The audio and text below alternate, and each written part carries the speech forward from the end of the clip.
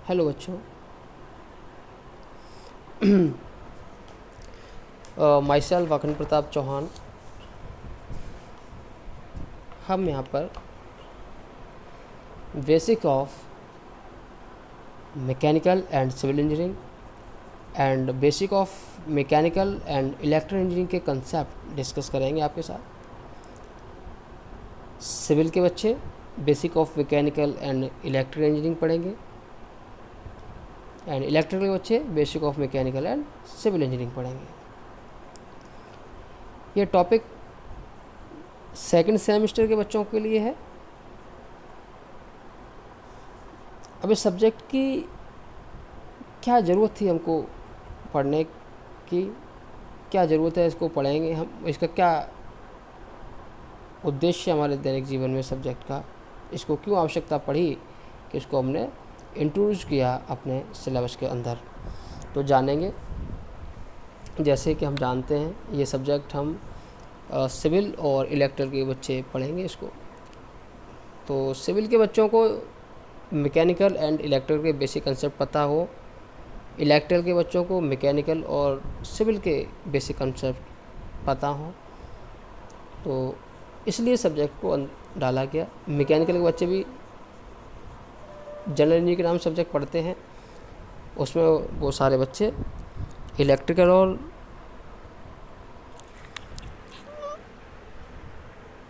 Civil के concept, basic concept जो है, जनरल टॉपिक हैं, उनके बारे में अध्ययन करते हैं। तो मैकेनिकल, सिविल, इलेक्ट्रिकल तीनों कोर ब्रांचेस हैं और एक दूसरे के बेसिक कंसेप्ट तीनों ब्रांचेस के छात्रों को पता हो, इसलिए सब्जेक्ट को लाया गया। इस सब्जेक्ट के माध्यम से हम सोर्सेस ऑफ एनर्जी, पहले तो एनर्जी होता है क्या है, फिर सोर्सेस ऑफ एनर्जी क्या है, कितने प्रकार की एनर्जी हैं, कन्वेंशनल सोर्सेज क्या है एनर्जी के, नॉन कन्वेंशनल सोर्सेज क्या है एनर्जी के, फ्यूल एंड कंबशन, फ्यूल कितने प्रकार का होता है, उसका कंबशन कैसे होता है, क्या प्रोसीजर है, कंबशन इक्वेशंस क्या होती हैं, higher calorific value, lower calorific value, calorific value क्या होती है, मशीन कंपोनेंट्स क्या हैं, पार्ट्स क्या होते हैं, pin, quarter, knuckle, keyway, shaft, coupling, clutch, bearing, gear, spring, spline, shaft, इन सब के बारे में हम अध्ययन करेंगे। हम लुब्रिकेशन सिस्टम भी जानेंगे, कितने प्रकार का लुब्रिकेशन सिस्टम होता है, कहाँ कौन सा लुब्रिकेशन सिस्टम इस्तेमाल करते हैं। हम सब जानते हैं जो भी मैकेनिकल मशीन्स हैं उसके अंदर कई सारे कंपोनेंट्स होते हैं, कई सारे पार्ट्स होते हैं, उनमें रबिंग एक्शन ना हो या पार्ट्स आपस में रगड़ के बहुत जल्दी न घिसें, उनका बियर टियर कम से कम हो, उनका फंक्शन स्मूथ हो, आसानी से वर्क कर सकें, इसलिए हम लुब्रिकेशन सिस्टम का इस्तेमाल करते हैं। लुब्रिकेशन से हमारे मशीन के पार्ट्स की लाइफ तो बढ़ती ही बढ़ती है, बल्कि उनका फंक्शन भी बहुत आरामदायक और स्मूथ होता है। फॉर एग्ज़ाम्पल कोई चीज़, जैसे हमारी साइकिल है, साइकिल भी अगर तेज़ नहीं चल रही है या टाइट चल रही है तो क्या करते हैं, ग्रीसिंग कर देते हैं। ग्रीसिंग करने का लग रहा है तो खासा स्मूथ चलने लगता है, तो ये लुब्रिकेशन ही है। नहीं तो फंसती है, आवाज़ कर रही होती है तो नहीं चलती सही से। चेन बॉक्स होता है, उसमें चेन नहीं सही से काम करती है तो उसमें ग्रीस लगा लेते हैं हल्का सा लुब्रिकेशन के लिए, तो वो सही से वो काम करती है, आवाज़ भी नहीं करती है और फिर एकदम पकड़ के चलती है। फिर वो होता ना, फॉर एग्जांपल के लिए आप सब देखा होगा, और साइकिल पे तो हर किसी ने किया है। बाकी तो सारा मैकेनिकल पार्ट्स कुछ भी ले लें, कोई मशीन ले लें आप, सभी में किसी किसी रूप में लुब्रिकेशन का इस्तेमाल होता है, लुब्रिकेटिंग सिस्टम का इस्तेमाल होता है। तो ये तो बेसिक्स है सब्जेक्ट का कि हम इसको कैसे इसका काम कर रहे हैं। बच्चों हम इसको और आगे चलते हैं। अब आते हैं एनर्जी पर। तो एनर्जी क्या है? एनर्जी, अभी ये टॉपिक में वैसे हम नहीं आए हैं सिलेबस के अकॉर्डिंग, लेकिन सिलेबस में जाने से पहले हमें कई सारे बेसिक कंसेप्ट्स हैं जो हमें पता होना चाहिए। तो मैं थोड़ा सा ओवरव्यू बना रहा हूँ कि सब्जेक्ट थोड़ा हमारे लिए इंटरेस्टिंग बन जाए। तो बेसिक जानकारी है जो आप सब पढ़ के आए हैं, आपको सबको पता है, आप सब जानते हैं, उनको सबको जस्ट रिवाइज करा रहा हूँ अभी, और फिर हम धीरे धीरे सिलेबस में एंटर कर जाएंगे। एनर्जी आप जानते हैं, energy is the capacity to exert a force through a distance.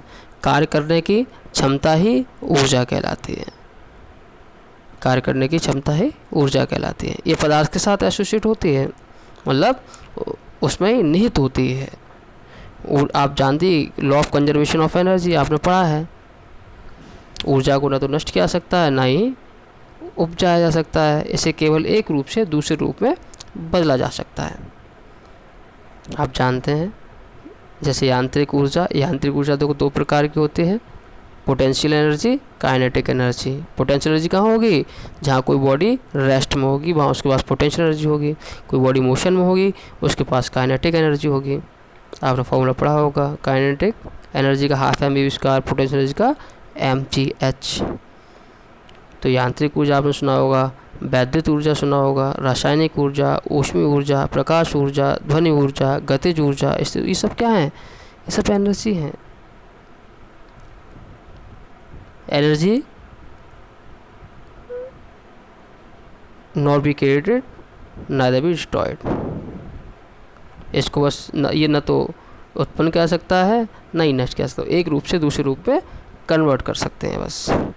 For example जैसे माइक्रोफोन है, माइक्रोफोन क्या करता है? आप माइक में बोलते हो तो क्या होता है? साउंड एनर्जी किसमें कन्वर्ट होती है? इलेक्ट्रिक एनर्जी में। चार्ज को बैटरी, जब बैटरी को चार्ज कर रहे होते हो तो इलेक्ट्रिक एनर्जी देते हो उसको, और केमिकल एनर्जी के रूप में कन्वर्ट हो जाती है, स्टोर हो जाती है। कंप्रेस्ड स्प्रिंग, किसी स्प्रिंग को आप दबा रहे होते हैं तो उसके बाद कौन सी एनर्जी होती है? Potential energy. दबी हुई स्प्रिंग है कोई, छोड़ दोगे तो वो क्या होगा? दबी स्प्रिंग क्या है? खुल जाएगी। तो अभी रेस्ट में है, जब स्प्रिंग का प्रेशर हटा दोगे तो चलने लगेगी, मतलब मूवमेंट में आ जाएगी। पहले कंप्रेस्ड होगी, आप फोर्स हटाओगे तो स्थिति से क्या है? मूव करने जाएगी। अभी रेस्ट पे थी, मूव करने लगी, आप फोर्स हटाओगे ऐसे मूव करने लगेगी। तो पोटेंशियल एनर्जी किसमें कन्वर्ट होगी? काइनेटिक एनर्जी में। न्यूक्लियर पावर प्लांट आपने सुने होंगे, न्यूक्लियर पावर प्लांट वहाँ क्या होता है? न्यूक्लियर एनर्जी होती है, या कहोगे केमिकल एनर्जी होती है। वो किसमें कन्वर्ट होती है? इलेक्ट्रिकल एनर्जी में। लाउड स्पीकर का काम होता है, आप बजाते हो लाउड स्पीकर, क्या करते हो? उसमें क्या आती है? आवाज़ आती है। क्या करते हो? इलेक्ट्रिकल एनर्जी देते हो उसको, प्लग लगाते हो, आवाज़ आती है। इलेक्ट्रिक एनर्जी को साउंड एनर्जी में कन्वर्ट करता है। डीसी मोटर सब डीसी मोटर जानते हो? डीसी मोटर घरों में इस्तेमाल करते हैं। डीसी मोटर समर लगी होती है, पंप लगती है घर में पानी का टैंक भरने के लिए। आप ऑन करते हो डीसी मोटर, उसको इलेक्ट्रिक एनर्जी देते हो, मैकेनिकल एनर्जी में कन्वर्ट हो जाती है। क्या करता है फिर वो? पानी चढ़ा देता है। डीसी मोटर क्या करता है? इलेक्ट्रिक एनर्जी को मैकेनिकल एनर्जी में कन्वर्ट करता है। जब पानी भरा जा रहा होता है तो उसको काइनेटिक एनर्जी होती है। जब रेस्ट में टैंक में स्टोर हो गया तो पोटेंशियल एनर्जी हो जाती है उसके पास। एसी जनरेटर का काम होता है मैकेनिकल एनर्जी को इलेक्ट्रिक एनर्जी कन्वर्ट करना। और जनरेटर चलाते हो घर में, आप शाफ्ट घुमाते हो, हैंडल लगाते हो, एक बार स्टार्ट हो गया, फिर क्या है? घर में लाइट जलने लगती है जनरेटर से। शादी ब्याह में जनरेटर का इस्तेमाल करते हैं लाइट जलाने के लिए। जनरेटर मैकेनिकल एनर्जी को इलेक्ट्रिक एनर्जी में कन्वर्ट करता है, या घरों में इस्तेमाल करते हैं जनरेटर। आप बिजली जलाने के लिए घरों में इस्तेमाल करते हैं, शादी ब्याह में इस्तेमाल करते हैं, गेस्ट हाउसेस में जनरेटर कई जगह उपयोग है उसका, वो तो एग्जांपल ले लिया मैंने ऐसे। तो एनर्जी का मात्रक क्या है? एनर्जी का मात्रक एसआई यूनिट में क्या है मात्रक, joule. Newton into metre, newton into metre, newton किसका मात्रक है, फोर्स का, मीटर किसका है, डिस्टेंस का। न्यूटन इंटू मीटर, ये एसआई मात्रक है, या जूल कहेंगे या न्यूटन इंटू मीटर कहेंगे। सीजीएस में मात्रक होता अर्ग। सोर्सेज ऑफ एनर्जी, जीवाश्म ईंधन, fossil fuel, hydro energy sources, tidal, wind energy, solar energy, biomass energy, nuclear energy, geothermal energy, ये सारे क्या हैं, सोर्सेज ऑफ एनर्जी हैं। हम बताया था दो टाइप के सोर्सेज, कन्वेंशनल सोर्सेज और नॉन कन्वेंशनल। पढ़ेंगे इसको आगे जिस सिलेबस के अकॉर्डिंग, जो हमारे सिलेबस में है वो हम डिस्कस करेंगे। ठीक है बच्चा। अब इसमें क्या है, मैंने पीडीएफ कन्वर्ट किया, फर्स्ट टाइम कन्वर्ट किया, तो इसमें पीडीएफ में पेज 1 2 3 4 ऊपर से नीचे करोगे। हम क्या इसमें नीचे से ऊपर चलेंगे, स्लाइड को नीचे मूव करेंगे। तो आप लोग 1 नंबर 2 नंबर 3 नंबर 4 नंबर, ये हमने इसका पेजिंग कर दिया हूँ इसमें मैं, तो पेजिंग इस पर कर दी गई है, और जो प्रश्नांकन इसका कर दिया गया है। तो आप 1 नंबर वाला पेज, फिर 2 नंबर 3 नंबर, इस तरह से क्रमशः इसको अध्ययन करेंगे। ठीक है, अब नेक्स्ट चलते हैं बच्चा। अब आते हैं हम नेक्स्ट स्लाइड पे, है ना। तो नेक्स्ट स्लाइड हमारा क्या कहता है, पावर। एनर्जी समझ में आया, अब चलते हैं पावर। पावर क्या होती है, शक्ति। The rate of energy transfer और storage, the rate of energy transfer और स्टोरेज इज कॉल्ड पावर। क्या है, रेट ऑफ वर्क डन, या ऐसे भी कह सकते हैं work done per unit time, या रेट ऑफ डूइंग वर्क। ये हमारी शक्ति हो गई, कार्य करने की दर शक्ति कहलाती है। इसका यूनिट वाट, वाट मतलब पावर क्या है, work per unit time, work का यूनिट जूल, टाइम का सेकंड, जूल पर सेकंड क्या कहलाता है, वॉट। पावर की दूसरी यूनिट क्या है, हॉर्स पावर, हॉर्स पावर भी इसकी दूसरी यूनिट होती है। ठीक है बात बच्चा, ठीक है। चलो हाँ, अब हम आ गए, अब जैसे किलोवाट पर आर, किलोवाट आर लिखा होता है कहीं, किलोवाट आर, किलोवाट आर को बच्चे कह देते हैं यूनिट पावर की यूनिट है, ऐसा नहीं है। किलोवाट आर पावर की यूनिट नहीं है, किलोवाट आर, ठीक है, ये पावर की यूनिट नहीं है, किलोवाट आर पावर यूनिट नहीं होती है। ठीक है, ये किलोवाट आर एनर्जी का यूनिट होता है, किलोवाट पर आर, किलोवाट आर, ठीक है, किलोवाट आर होता है एनर्जी का यूनिट, एनर्जी कंजम्पशन। किलोवाट, हाँ किलोवाट पावर की यूनिट होती है। ठीक है बेटा, किलोवाट जो है पावर की यूनिट होती है। चलिए, तो ये समझ आया पावर। अब आते हैं बेसिक कंसेप्ट, हम बेसिक कंसेप्ट डिस्कस करेंगे। जैसे बेसिक कंसेप्ट की बात करें तो बेसिक कंसेप्ट में थर्मोडायनेमिक्स की बात करते हैं हम पहले। अब आप आपके सिलेबस में आ चुके हैं थर्मोडायनेमिक्स। थर्मोडायनेमिक्स क्या है, it is the science of energy transfer, it is the science of energy transfer and its effect on properties of system.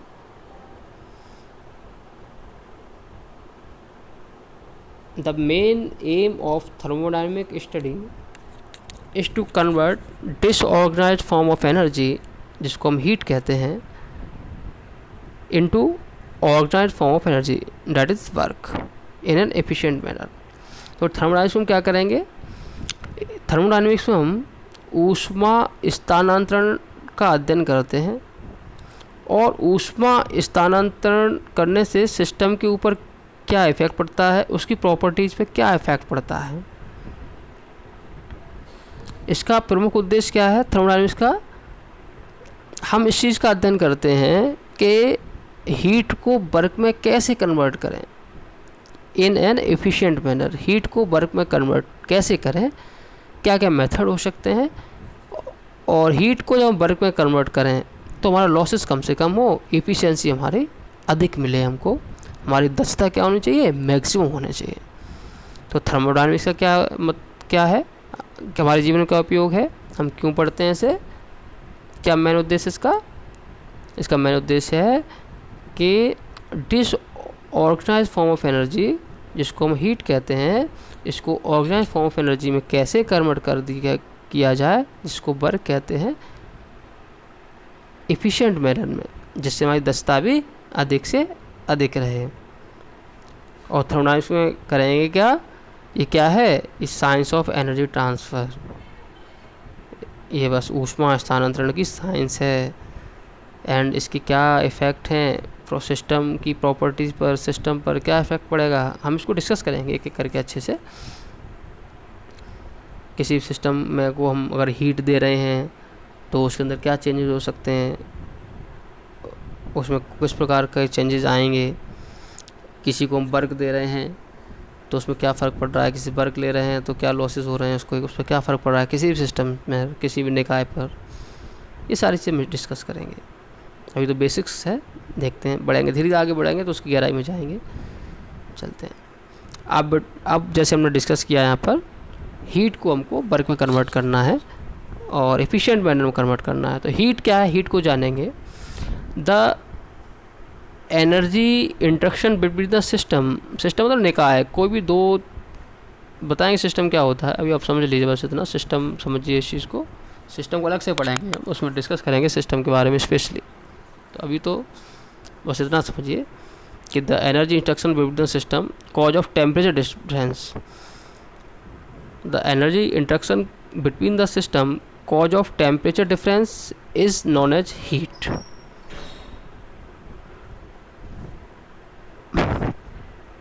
Temperature difference के कारण जो ऊर्जा का स्थानांतरण हो रहा है वो क्या कहलाता है, हीट। और इसके अलावा किसी भी प्रकार से या किसी भी वजह से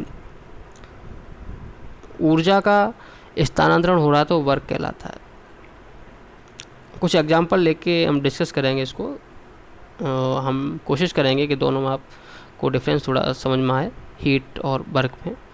तो हीट ट्रांसफ़र के लिए गैस चूल्हे, मान लो फॉर एग्जांपल गैस चूल्हा है कोई, उसको आपने भगोना रख दिया, भगोने में कुछ पानी है, पानी को आप गर्म कर रहे हैं, तो आपने गैस जलाई तो क्या है, वो हीट जो निकल रही है गैस जलाने पर, वो हीट ट्रांसफ़र हो रही है कहाँ, पानी में। आप पाएंगे थोड़ी देर बाद आपके पानी का जो टेम्परेचर है वो बढ़ने लगेगा, और आप जितना हीट देते जाएंगे उतना वो टेम्परेचर बढ़ता जाएगा।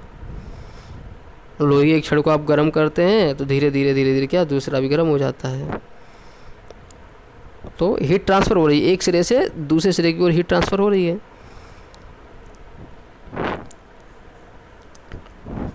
कोई भी मान लो लिक्विड फॉर्म में कोई पदार्थ है, किसी बर्तन में रखा हुआ है, तो आप क्या कर रहे हैं, आपको मान लो आपने वर्क किया, कुछ मथनी रई जानते हैं घर में जो मट्ठा फेरा जाता है, मान लो इस प्रकार से कोई मथनी है,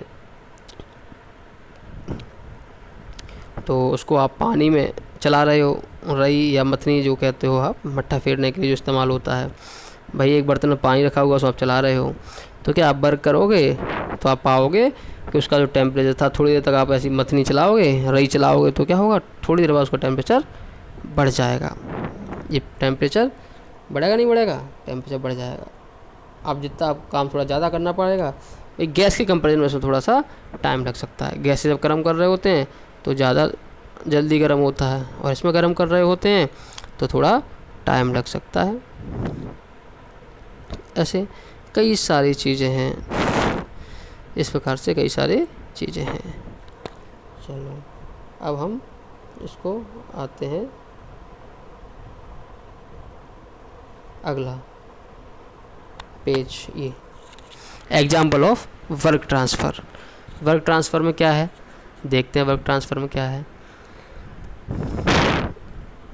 जैसे पंप से साइकिल में हवा भरना, आप सबने ये प्रैक्टिकल जरूर किया होगा। साइकिल चलाते हो आप सब, साइकिल चलाते हो तो टायर में हवा भरने के लिए आपने इसका उपयोग किया होगा। जब पंप से साइकिल में हवा भरते हैं, आप कुछ काम करते हो, अपनी एनर्जी देते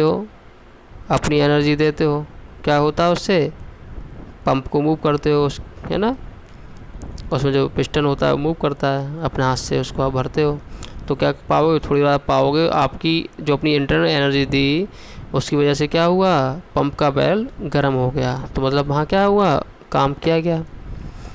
हाथों को आपस में रगड़ कर गर्म करना, और दोनों हाथों को आपस में रगड़ोगे तो हीट जनरेट होगी नहीं होगी? ये क्या है? वर्क ट्रांसफ़र है। तो ऐसे कई सारे एग्जाम्पल है दैनिक जीवन में। लेकिन जूल नाम के वैज्ञानिक जिन्होंने कई सारे एक्सपेरिमेंट किए, तो एक चीज़ पाई इन्होंने कि हीट और वर्क दोनों एक दूसरे के परस्पर तुल्य हैं। इन्होंने कई सारे प्रयोग किए। हीट और वर्क दोनों एक दूसरे के परस्पर तुल्य हैं, है ना। तो एक कंसेप्ट भी आपने पढ़ा होगा, हम सब जानते हैं।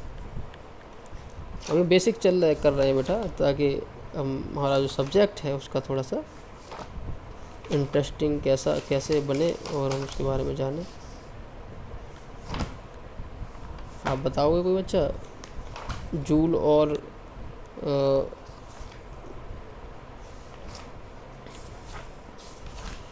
हीट एंड वर्क का जो रिलेशन दिया था जूल ने, कि दोनों एक दूसरे परस्पर को रिलेशन ड्राइव किया था। यस, क्या किया था? एक कैलोरी में कितने जूल होते हैं? 4.18 जूल। ये रिलेशन आया था। एक कैलोरी में 4.18 जूल होते हैं। तो एक कैलोरी ऊष्मा देने पर कितना काम मिलेगा हमको? 4.18 जूल काम मिलेगा। यही था रिलेशन। यस, चलते हैं आगे। तो हीट एंड वर्क दोनों का क्या है? यूनिट भी समान है। एसआई में जूल है, सीजीएस में अर्ग है। जूल न्यूटन इंटू मीटर कहते हैं, अर्ग कहते हैं डाइन इंटू सेंटीमीटर। एक डाइन में 10 की पावर 5 न्यूटन होते हैं और 1 मीटर में 100 सेंटीमीटर होते हैं। तो 10 की पावर 7 अर्ग भी मान सकते हैं इसको। ठीक है, चलो नेक्स्ट चलते हैं। तो अभी हीट एंड वर्क में ही कई सारी बात कर सकते हैं हम।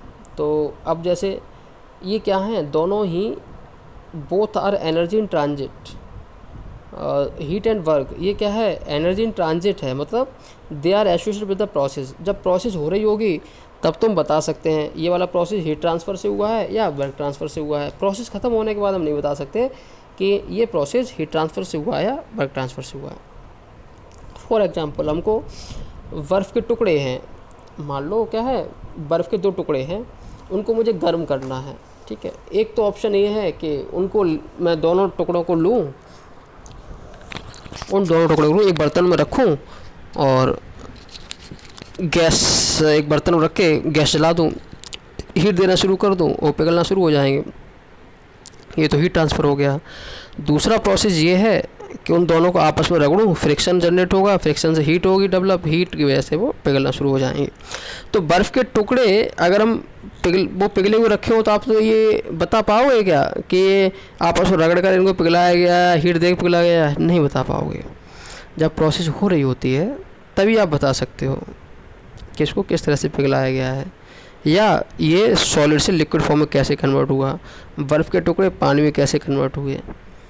तो both are associated with the process हम बता सकते हैं, बाकी नहीं बता सकते। ये कन्वर्जन कैसे हो गया, सॉलिड फॉर्म से लिक्विड फॉर्म में पानी ये कैसे आ गया, बर्फ़ से पानी कैसे बना, नहीं बता सकते।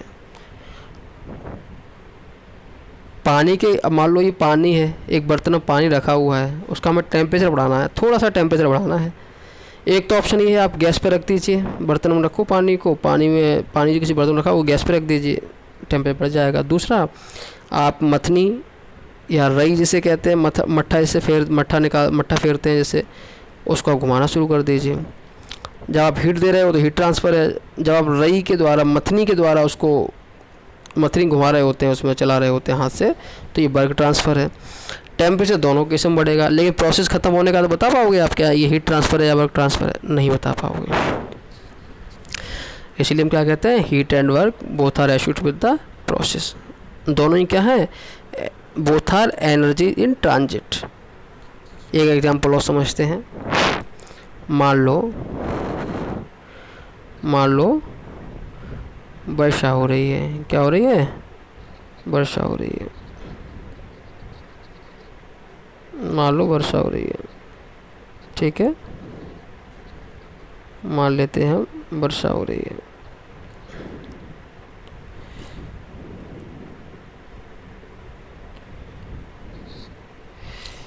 ठीक, अब ये है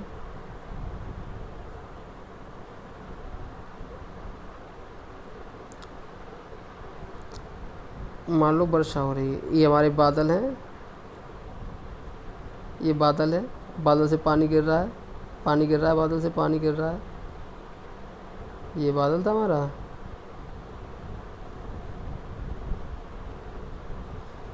पानी गिर रहा है, ऊपर से नीचे पानी गिर रहा है, बारिश हो रही है।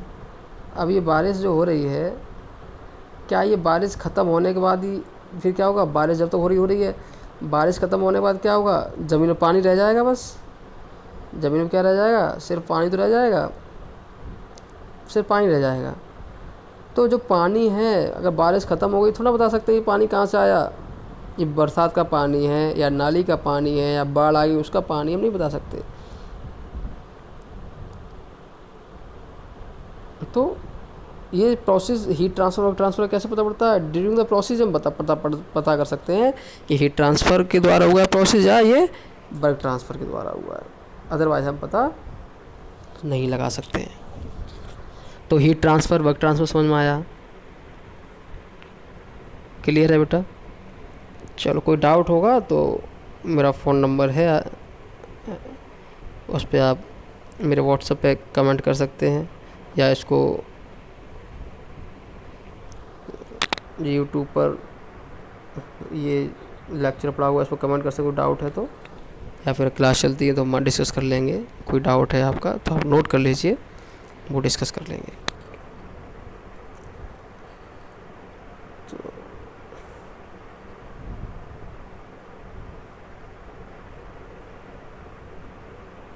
तो अभी इस लेक्चर में हमने ये डिस्कस किया है।